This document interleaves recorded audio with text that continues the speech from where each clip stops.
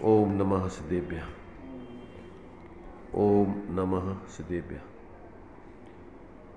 ओम नमः सिद्धेभ्यः।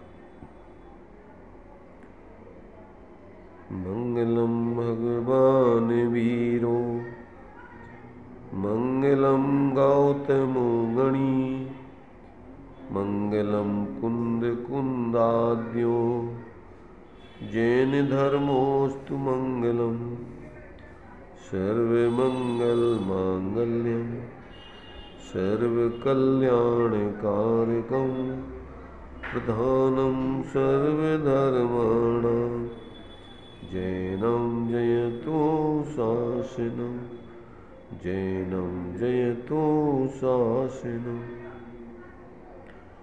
देहे छता जैनी दशा मरते देहातीत ते ज्ञानी न चरण बंधन हो अग्नि बंधन हो अग्नि शकल विभाव अभाव कर किया आत्म कल्याण परमानंद सुबोधमय नमो सिद्ध भगवान नमो सिद्ध परमात्म को अक्षय बोध स्वरूप जिन्ने आत्ममय पर जाना पर रूप त्रिविध रूप शब आत्मा बैरातम पद छेद अंतरयातम होय कर परमात्म पद भी अंतरयातम होय कर परमात्म पद वेद।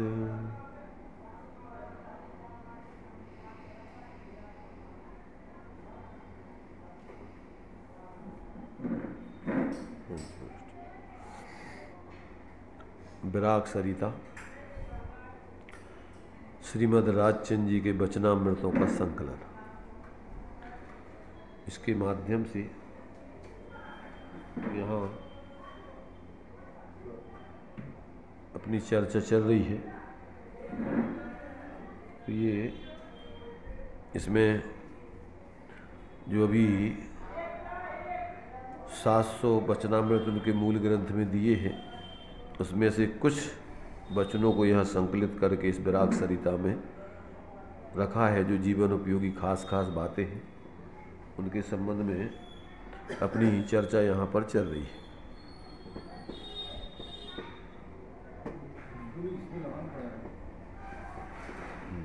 तो देखिए, यहाँ पर मूल में तो 304 नंबर का वचन चल रहा है। 304 नंबर के वचन के अंतर्गत एक महानीति का उसमें मूल वचन है।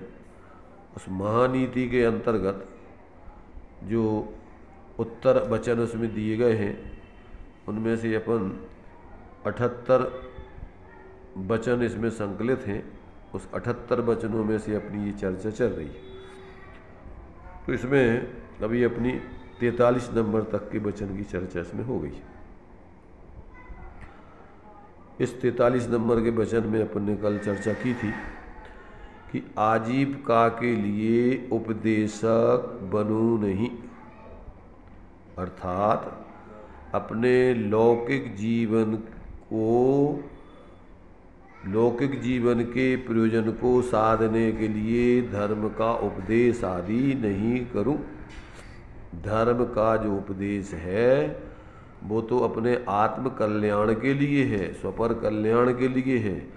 तो उससे तो अपना आत्म कल्याण को ही साधें और लौकिक जीवन की व्यवस्था के लिए लौकिक कार्य करें।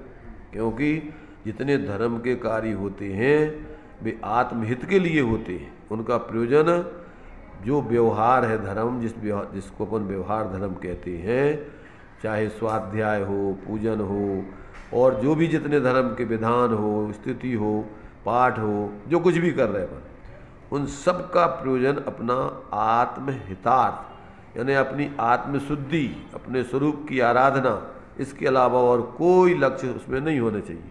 तब तो वो धार्मिक कहलाएगा, नहीं तो वो लौकिक बन गया। फिर तो अगर अपन जिससे लौकिक प्रयोजन साधे तो वो धार्मिक कहाँ रहा फिर। इसलिए ये यहाँ कहा कि भैया जो भी कार्य धर्म के हैं उनको धर्म के लक्ष्य से ही कराओ, उसमें कोई लौकिक प्रयोजन साधने का लक्ष्य मत रखो, अन्यथा तुम ऐसी भयंकर गलती करके और महाविपरीतता खड़ी कर रहे हो, और इससे आगे आने वाली पीढ़ी के लिए बहुत ही अकल्याण का मार्ग, जैसे वो अज का अर्थ बकरा कर दिया तो आज भी वो परंपरा चल रही है।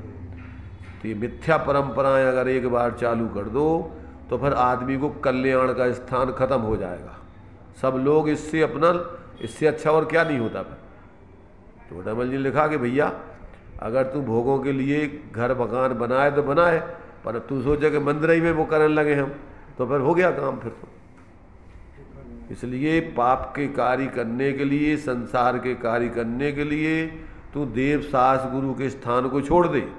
यहाँ से तो तू अपना एकमात्र आत्महित का ही प्रयोजन साध, और साधने का ही दूसरों के लिए उपदेश दे, और दूसरा इसमें कोई प्रयोजन मत रख, अन्यथा तेरे लिए कल्याण का फिर कोई स्थान नहीं रहेगा। वैसे ही तो तू मर रहा है, स्थान तेरे लिए कल्याण के लिए माने आत्महित के लिए समय नहीं है, और तूने यहाँ आकर के भी वही काम चालू कर दिया, तो फिर कल्याण कहाँ करेंगे और लोगों का क्या होगा उसमें, सबकी मानसिकता उल्टी हो जाएगी। इसलिए गलत परंपरा चलाना महा अनर्थ का कारण है।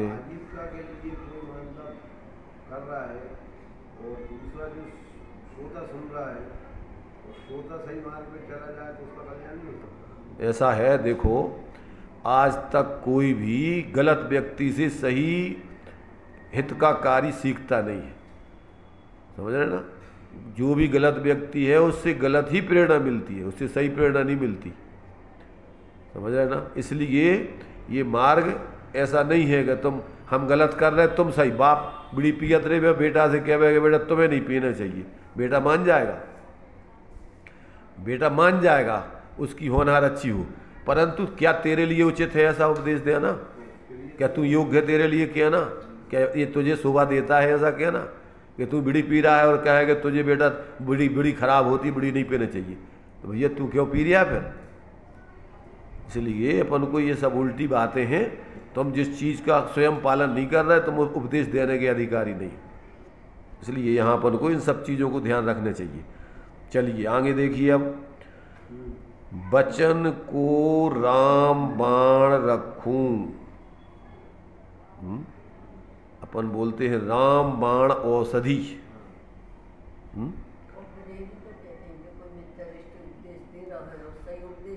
उल्टी बातें मत करो। मिथ्या दृष्टि दे रहा है मतलब बेस उसका साधु का है, बेस उसका लौकिक नहीं है, और वो धर्म की बातें कर रहा है। वो भले ही उसके जीवन में भी परमार्थ से नहीं हुआ, पर व्यवहार से वो धर्म कर रहा है कि नहीं कर रहा है, मुनि बना कि नहीं बना, उसने सब घर परिवार छोड़ा कि नहीं छोड़ा, भले ही अभी उसने तत्व से नहीं समझा, पर वो गलत अन्यथाकारी नहीं कर रहा है, भले अभी उसकी समझ में नहीं आया, और उसका लक्ष्य तो आत्मकल्याण का है, कोई लौकिक प्रयोजन तो नहीं साध रहा वो, और लोग धर्म की बात कर रहा है, पर ये योग्य नहीं है। तुम धर्म के उस पर आकर के ओहदे पे या भगवान की गद्दी पर, और वहाँ से तुम अपना लौकिक प्रयोजन साधो, ये बात अच्छी नहीं है। तो ये जो है अपन को यहाँ बचन को राम बाण रखूं, तो क्या अर्थ होता है? बचन को राम बाण रखूं का क्या अर्थ होता है? देखो, राम बाण एक प्रचलन है, ये तो समझ रहे ना। और राम बाण प्रचलन किस रूप में है? इस रूप में प्रचलन है कि राम का जो बाण होता है वो अचूक होता है, वो चूकता नहीं है, अपने जहाँ मारा जाएगा वो निशाना बराबर वहाँ लगेगा। एक बात। नंबर दूसरी बात, राम का बाण कभी गलत गलत उसके लिए यूज नहीं किया जाता है।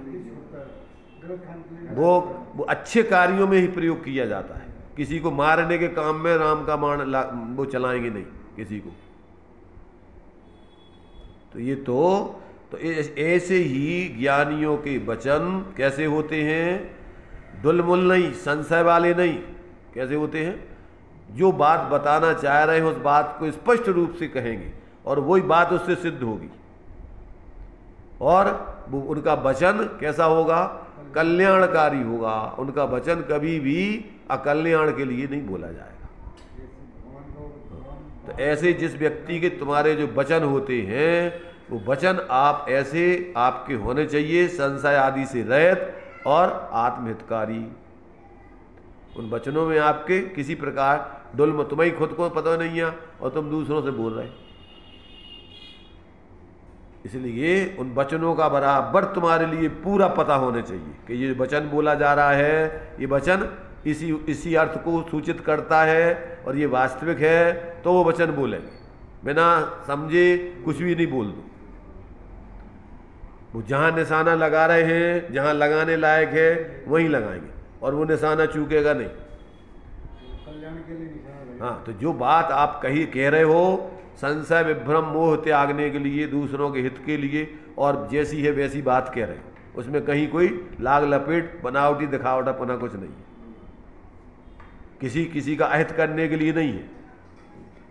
इसलिए मैंने ये जो है कि आपका वचन लोगों के लिए विश्वास पैदा करावे कि नहीं, ये उनके द्वारा बोला हुआ वचन है, ये झूठ नहीं हो सकता है।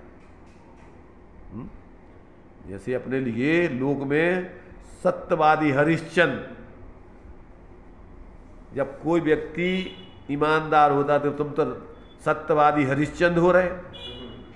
मैंने हरिश्चंद्र के लिए सत्य के रूप में प्रस्तुत किया जाता है, सत्य के पर्यायवाची के रूप में बन गए कि उन्होंने स्वप्न में राज्य दान कर दिया। अब सुबह उठ करके उन्होंने दान कर दिया, हमारा अधिकार नहीं है इसमें, हमने इसको दे दिया तो दे दिया। तो मतलब ये है कि जो चीज़ आपने बोली है अब उस पर आप मुकरो नहीं, उसका आप इधर उधर मत करो।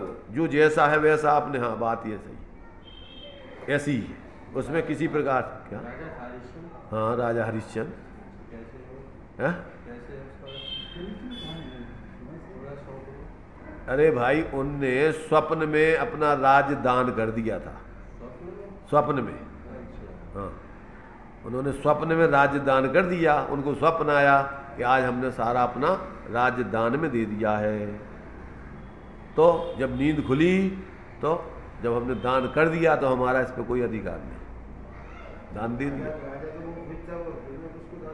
क्या? अरे भाई, तो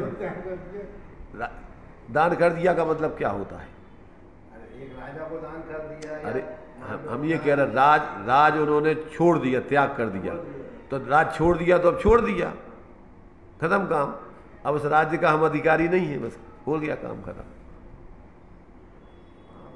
तो मतलब कहने का उसमें ये है कि अपन तो जागृत अवस्था में भी जो बात बोलते हैं वो नहीं स्वीकार करते हैं। वो तो स्वप्न में को तो झूठ मानते हैं अपन। पर उन्होंने कहा नहीं, स्वप्न जो है ये हमारा ही तो स्वप्न है। दिन में जो विचार करते हैं, रात में विचार करते हैं, वो भी तो विचार ही तो है अपने, भी झूठ कैसे होंगे? तो ये अब इस पर हमारा अधिकार नहीं। अच्छा, अब देखो, व्यवहार से वो अपना था, परमार्थ से तो स्वप्न ही है। क्या है वो भाई? परमार्थ से तो स्वप्न ही है ना तुम्हारा, एक परमाणु मात्र है क्या? तो ये बात भी समझ में आती कि नहीं आती कि भैया वास्तव में तो अपना है ही नहीं। अब अपने दे दिया, अपना नहीं है तो नहीं है, क्या करना हो?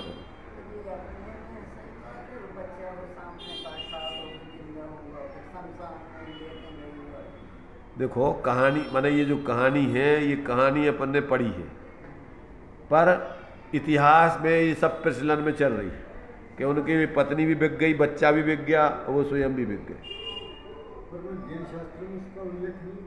क्या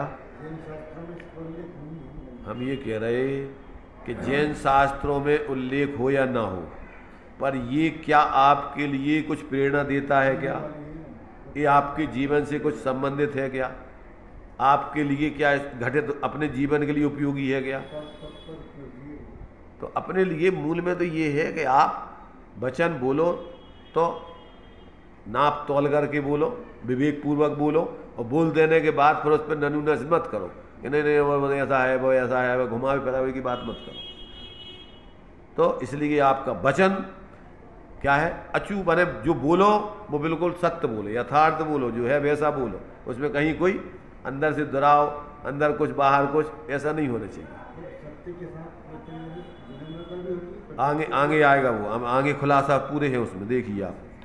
तो ये जो है वचन को राम बाण रखूं, अर्थात विश्वास पात्र आपका वचन होवे, जो आपने बोल दिया है लोगों को लगे कि नहीं उस व्यक्ति ने बोला है, ये बात उसकी झूठ नहीं हो सकती। ये भगवान महावीर स्वामी का वचन है, ये भगवान कुंद आचार्य देव का वचन है, तो इसका मतलब ये वचन झूठ नहीं हो सकता है। क्यों? कि उनके वचन पूरे प्रमाणिक होते हैं, उनके वचन किसी प्रकार से अन्यथा नहीं होते। अपन पढ़ते नहीं हो झूठ मुनि के बेना, महावृत्ति होते हैं, तो महावृत्ति का वचन कैसा होता है? बोलेंगे नहीं, या तो मौन रहेंगे, और बोलेंगे तो सत्य बोलेंगे, अन्यथा बोलेंगे नहीं, मौन रहेंगे। ऐसे ही आप जो भी बात कहो पूरी की पूरी प्रमाणिक कहो, आप पूरी नाप तोल के कहो, जो वास्तविक है वो कहो, जो तुम्हें पता हो, पूरी कल्पना नहीं कि वो तो उनने कही थी हमने कह दी। जब तक तुम्हें खुद पता नहीं हो तब तक उसको किसी पे बताओ मत। जैसे रामायण में ऐसा आता है कि उनकी परीक्षा देने के लिए हरिश्चंद्र थी, इनका फेमस थे सत्यवादी, ये सत्यवादी राजा है, राजा हरिश्चंद्र। तो उनकी परीक्षा देने के लिए कोई आया और उनसे पूरा दान में राज मांग लिया, और उन्होंने अपना दान आपको दे दिया। अब उनके पास कुछ नहीं बचा, तो वो ऐसा उसमें आता है रामायण में।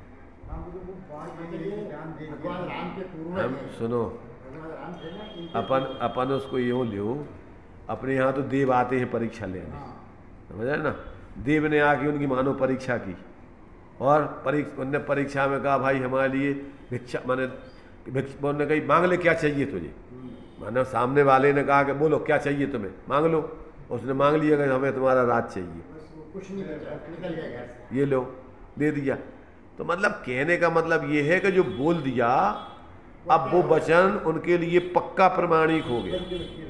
अब उस पर कोई मुकरने का काम नहीं, सोचने का काम नहीं, काम का ठीक है, बोल दिया ठीक।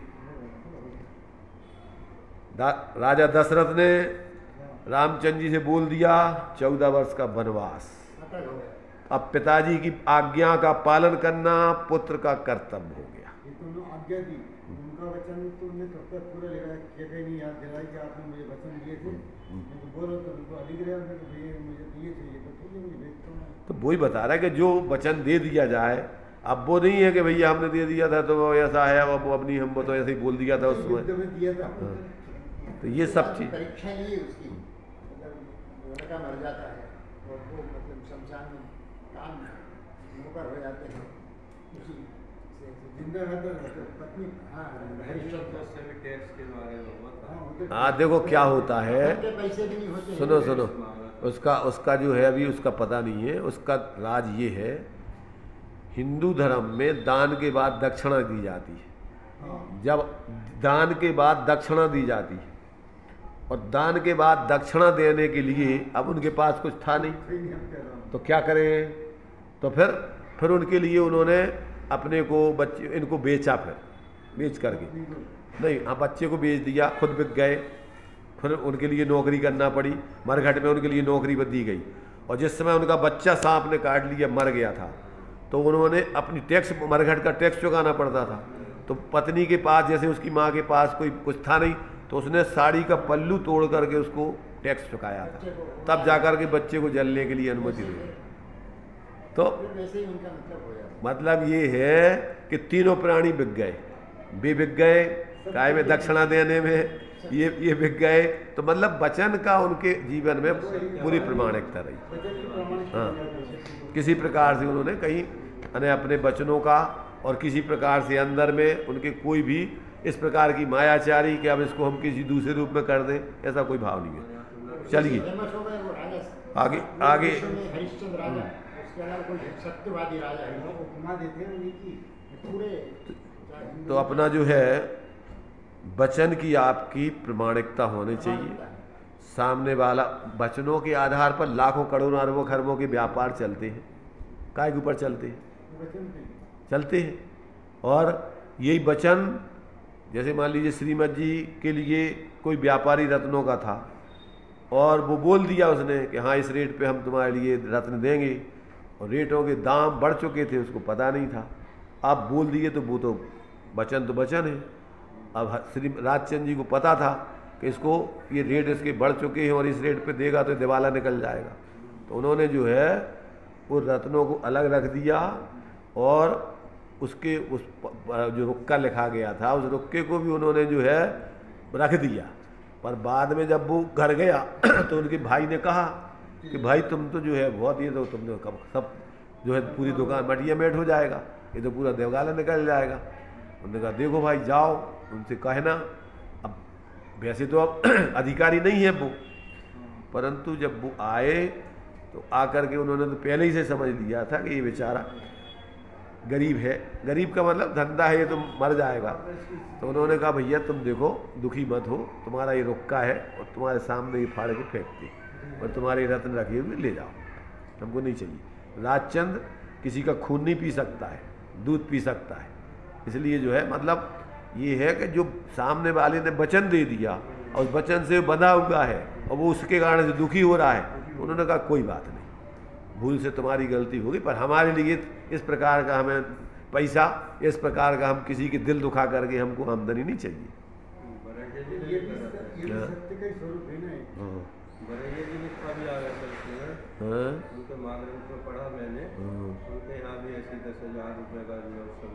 जो भी हो मैंने मूल में अपन को देखो बात चल रही है, वचन आपका रामबाण हो, आपका वचन प्रमाणिक हो, लोगों पर लोगों से जिससे तुम जो वचन बोलो उस वचन की मर्यादा पालो, उस वचन का आप किसी प्रकार से बच्चों जैसा खेल मत बनाओ।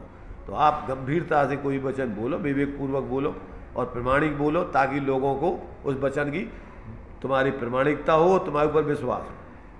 और ये जितनी जनवाणी चल रही है, काय के ऊपर चल रही है? आज तक अपन जनवाणी पढ़ रही है, काय के आधार पर अपन मिथ्यात्व को छोड़कर सम्यक में प्रवृत्ति करेंगे। तो ये वचन किसके हैं? कि भगवान अरहंत देव के हैं। भगवान अरहंत के वचन झूठे नहीं होते। क्यों? क्योंकि पहले इसका परीक्षण हो चुका है।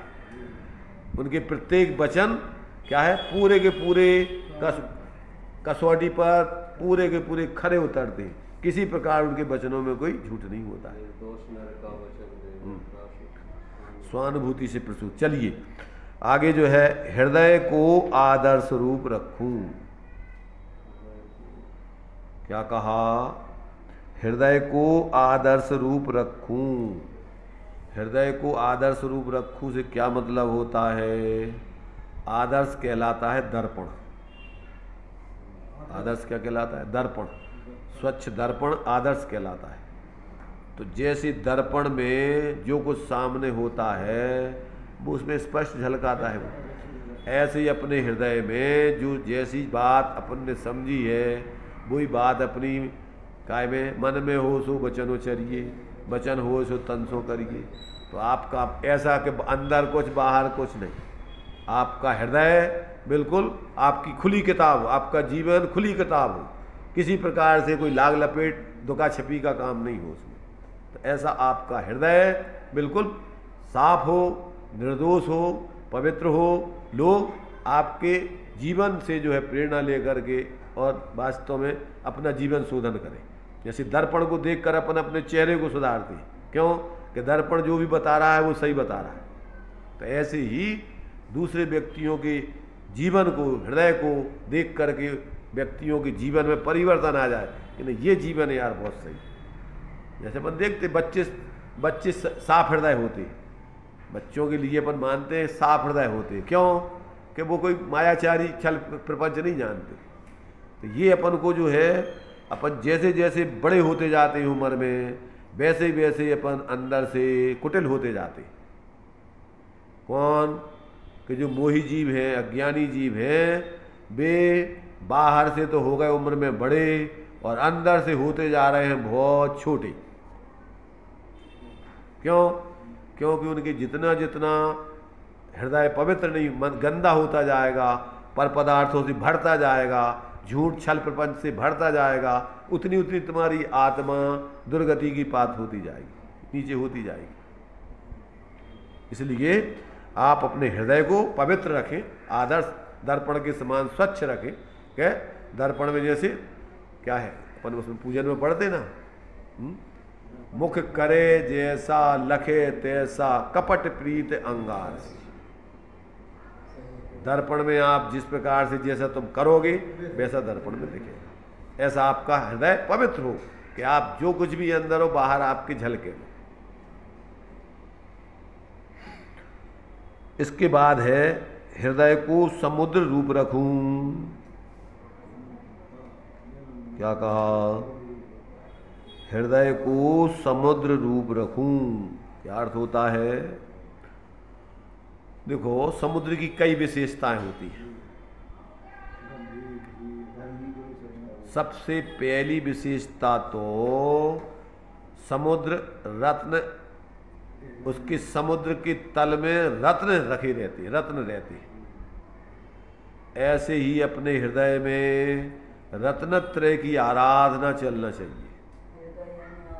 हृदय माने वही आत्मा ज्ञान, मन कहो, ज्ञान कहो। तो आपके अंदर जो है, कहते हैं समुद्र जैसे क्या है, आपके अंदर उस रत्नों का अंदर में जो है आराधना चल रही हो, उसमें रत्न रखे हुए हो। माने आप अपने स्वरूप की श्रद्धा ज्ञान लीनता पूर्वक का जीवन जी रहे हो, आपके ज्ञान में आपका स्वरूप ही सर्वस्व समझ आ रहा, उसमें बरत रहा हो, इसके अलावा किसी पर में मूर्छित नहीं हो।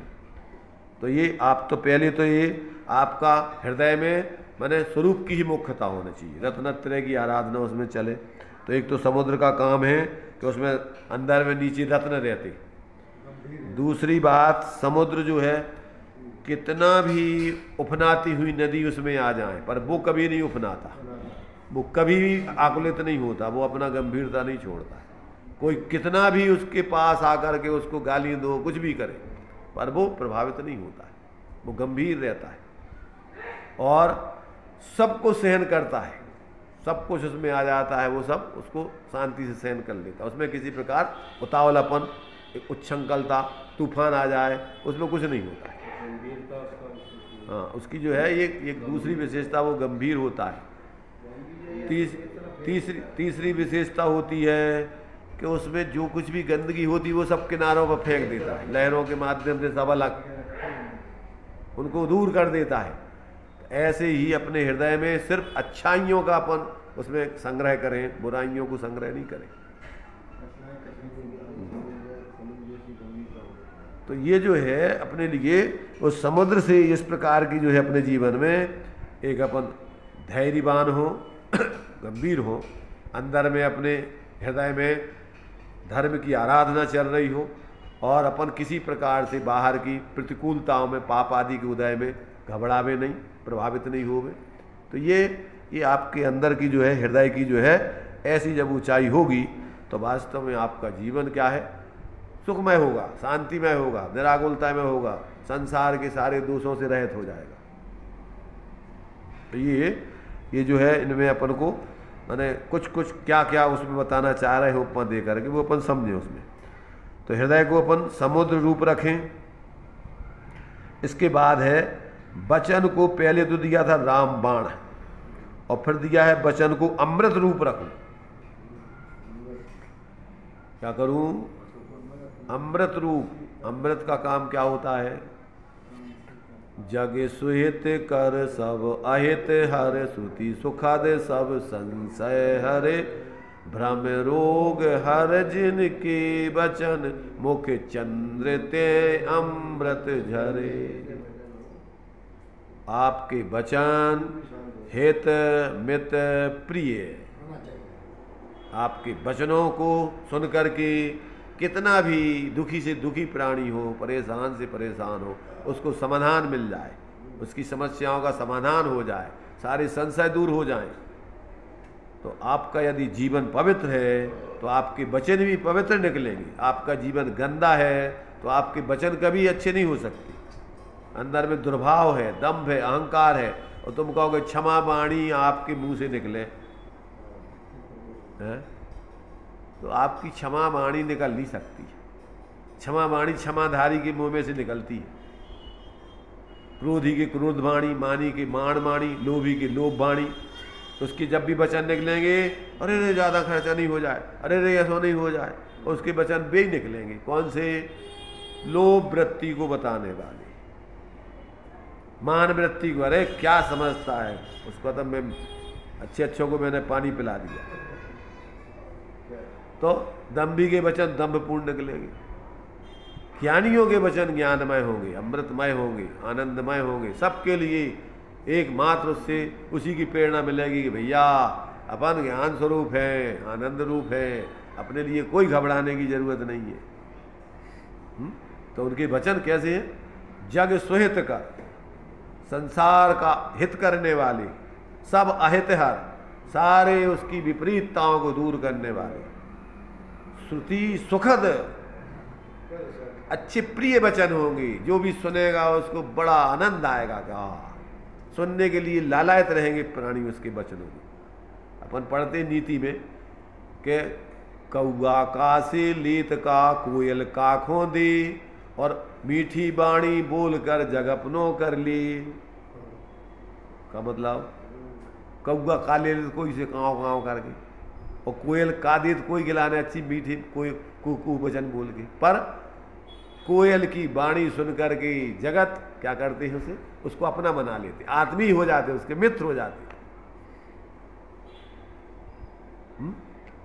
तो तुम्हारी कर्कश कठोर वाणी सुन करके शत्रु बन जाते हैं लोग।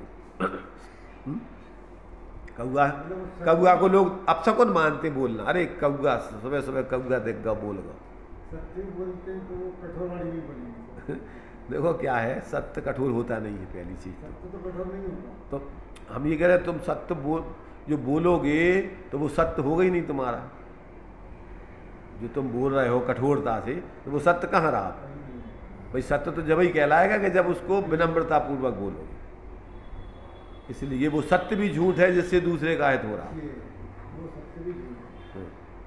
तो ये जो है अपने लिए आपके वचन कैसे हो? मन का आपाक होए के, वाणी ऐसी बोलिए मन का आपाक होए, और को शीतल करे आपो शीतल हो। आपका वचन आपा माने अहंकार से रहित होकर, आत्मीयता से सहित होकर, प्रेम पूर्ण हो, सहृदय हो, सामने वाले को भी ऐसा लगे कि जी अपने ही है। देखो अंदर के भावों का आप बोलो, बोलने में तो प्रभाव पड़ता ही है, पर ना बोलो तो भी व्यक्ति के अंदर के भावों का ये जितने आभा मंडल है, ये समोसण के चारों तरफ सुभिक्ष हो जाता है। परस्पर बैर विरोध छोड़ करके वहां बैठने लगते हैं जी। क्या है वो? ये तुम्हारे अंदर के परिणामों का चारों तरफ प्रकाश फैलता है। माने उसकी माने एक प्रकार से निमित्त नैमित्तिक संबंध से तुम्हारी वो तरंगें सब जगह पहुंचती, सहृदय व्यक्ति को छूती है। क्रूर व्यक्ति हो वे कोई अपन देखे खूंखार, देख के ही सब घबराने लगते, वो बोल रहा नहीं बोल रहा, देख के ही अपन वो आतंक अंदर से महसूस होने लगे। इसलिए यहां कहते भैया कि आपके वचन अमृतमय हो, अमृत कि मुर्दा भी जिंदा हो जाए है? वो भाव मरण से बच करके जीवन दान उसको मिल जाए, वो जागृत हो जाए। मूर्छित होकर जी रहा था शरीर आदि पर पदार्थों में, अरे भाई क्या कर रहे हो प्रभु? तुम्हारे लिए पर में मूर्छित होने के लिए पर्याय नहीं मिली है। ये पर्याय तुम्हारे लिए वो वेद विज्ञान करके अपनी स्वरूप आराधना को मिली है। कहाँ क्या कर रहे हो, कहाँ अवसर गंवा रहे हो? तो सिंह जैसा प्राणी भी जो है सब हिंसा छोड़ करके और क्या हो जाता है? धर्मात्मा बन जाता है। नीतिकार कहते हैं, आचार्य तुम्हारे से गुणभद्र स्वामी ने लिखा है, धर्मो वसेन मनसी यावत अलम सतावत हंता न हंतु अपि कतोथ तस्मिन दृष्टा परस्पर हतिर जन का आत्मजाना रक्षा तत्वस जगता खलु धर्मे में। क्या कहा?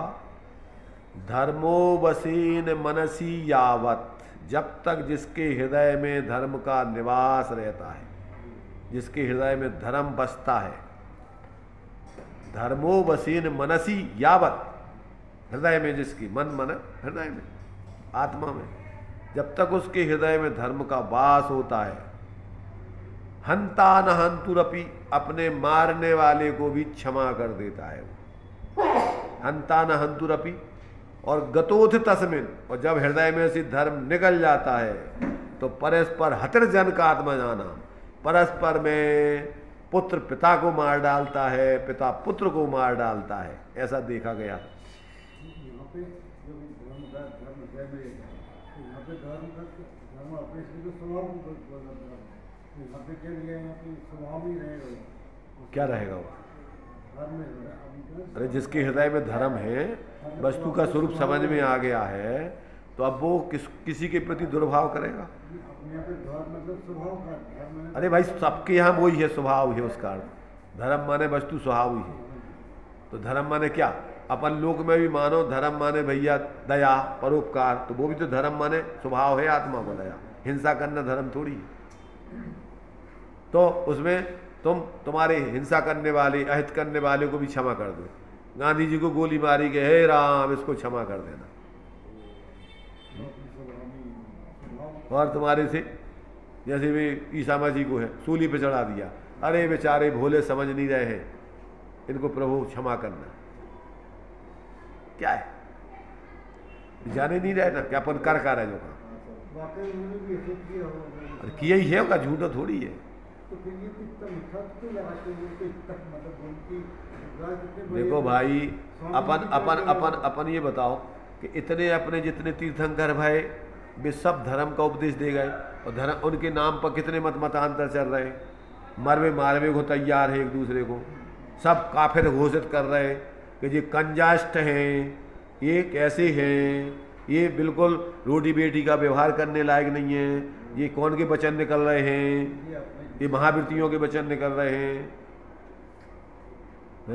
अपन यहाँ पर जग सुहित कर सब अहित हर, श्रुति सुखद सब संशय हरे, भ्रम रोग हर जिनके वचन। तो जिनके वचन कैसे निकल रहे हैं? तो ये वे कह रहे हम सच्चे धर्मात्मा हैं, हम कह रहे हम सच्चे धर्मात्मा हैं, ये काफिर हैं। वे कह रहे ये काफिर हैं। कौन काफिर है? दो ही काफिर हैं जो एक दूसरे को काफिर बता रहे। कांजी स्वामी तो कहते थे कि सब भगवान हैं, उनको तो काफिर नहीं दिख रहा कोई। अरे हम ये कह रहे उनको तो कोई कलंक ही नहीं दिख रहा, उनको तो सब भगवान दिख रहे ना है? तो एक इंद्रिय आदि जीवों में भी जहाँ महामुनिराज जहाँ तीन टेम और निरंतर क्या करते हैं, ए इंद्रिया वे इंद्रिया ते इंद्रिया चौ इंद्रिया, एक इंद्रिय जीवों से भैया हमारे चलने फिरने में अगर किसी प्रकार से तुम्हें कोई तकलीफ हुई हो हम क्षमा चाहते। अरे भाई धर्मात्मा का हृदय कितना पवित्र होता है। श्रीमद जी हरी सब्जी कोई सामने बनाए तो उनको आंसू आते थे, जैसे हमारे कोई पैर हाथ पांव काट रहा हो। ज्ञानी आदमी तो मतलब गलत आदमी तो उसको ये कठोर वचन नहीं बोलता। तो वही बता रहा है कि भैया धर्म के नाम पर अपन कार्य कर रहे जाते बताओ, अपनो अपनो संप्रदाय अपनी अपनी भीड़ इकट्ठी करके मूर्खों की अविवेकियों की, और एक दूसरे के ऊपर हमला करने में लगे हुए रात दिन। कौन सा धर्म है ये?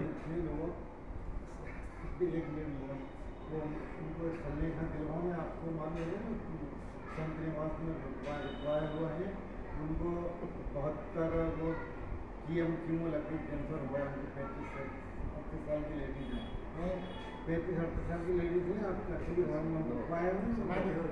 हाँ वो कोला वाले मंदिर के अध्यक्ष लड़कियों। हम कह रहे हैं अपन तो ये सुनो, चलो ये चर्चा को बेकार एक तरफ रखो, व्यक्तिगत चर्चा मत करो, अपन सिद्धांत समझो। अपन सिद्धांत समझो भाई, किसी की चर्चा व्यक्तिगत मत करो। अपन तो ये तो प्रकरण अनुसार जब निकलते हैं शारीरिक रूप में ऐसी बात है तो अपन सोचते हैं कि कहाँ भगवान महावीर स्वामी के अनुयायी और कहाँ तुम कौन से महावीर के नाम पर कलंक पैदा कर रहे हो, लोगों में क्या फैला रहे हो, तुम कौन सा संदेश दे रहे हो।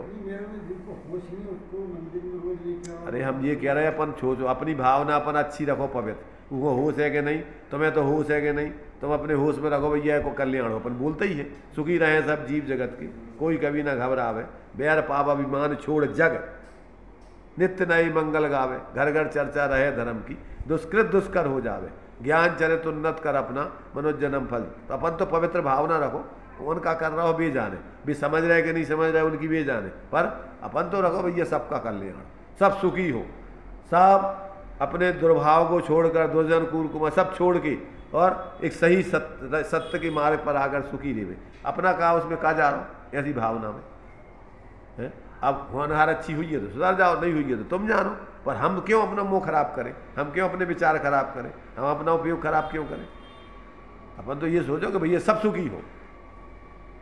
तो ये जो है ये अपन को अपने वचन को अमृत रूप, अमृत जिसके वचन जो है सुन करके और तीव्र कसाई से कसाई, हिंसक से हिंसक प्राणी, अज्ञानी भ्रम रूप सब जागृत हो जाएं और अपने को भगवान का जैसे स्वरूप है वैसे अपना है, अपन कहाँ पागलपन में उलझे हुए, ऐसा अपने जीवन में जागृति आए और अपन सत्य के मार्ग पर चलें। तो ऐसे जो है ज्ञानियों के वचन होते हैं, उनके वचन किसी प्रकार से अहंकार वाले, किसी प्रकार से दूसरों को भ्रम पैदा करने वाले, कसाय उत्पन्न करने वाले, किसी प्रकार इस प्रकार के नहीं होते। इन्होंने जो है चर्चा संग्रह में ब्रह्मचारी राजमल जी ने एक ऐसा लिखा वचन है, उनके कुछ पॉइंट दिए उनमें कि एक केवली के वचन को सुन के जीव केवली बन सकती है, मुनिराजों के वचन को सुनकर के महावृत्ति आदि बन करके आत्माराधना बने, देशवृत्ति के वचन सुन करके वे उसके कम से कम देशवृत्त आदि को ग्रहण करने के योग बन जाते, सम्यक दृष्टि के वचन सुन करके लोग सम्यक्त को प्राप्त कर लेते, और एक मिथ्या दृष्टि तीव्र कसाई के वचन सुन के लोगों में कसाय उत्पन्न हो जाती, आपस में लड़ना झगड़ना विसंवाद पैदा हो जाता है। तो अब कसाई क्या बोलेगा, कोई कसाय पैदा कराने के वचन बोलेगा, लोगों में भ्रम पैदा कराने के वचन बोलेगा, सांप्रदायिकता के वचन बोलेगा, दंभ के वचन बोलेगा। इसलिए ये तो जिसके पास जो है वही तो निकलेगा उसमें से। इसलिए अपन को तो यदि अपन ने जो है सत्य को समझा हो तो अपने जीवन में इस प्रकार की कोई वृत्ति ना आवे। इसलिए यहाँ कह रहे हैं कि भैया तुम्हारे वचन हित मित प्रिय होने चाहिए, किसी जीव के लिए दुखदायी नहीं होने चाहिए, और इससे आपका भी भला है और अन्य जीवों का उसकी होनहार अच्छी होगी तो वो भी उससे अपना हित करेगा। चलिए।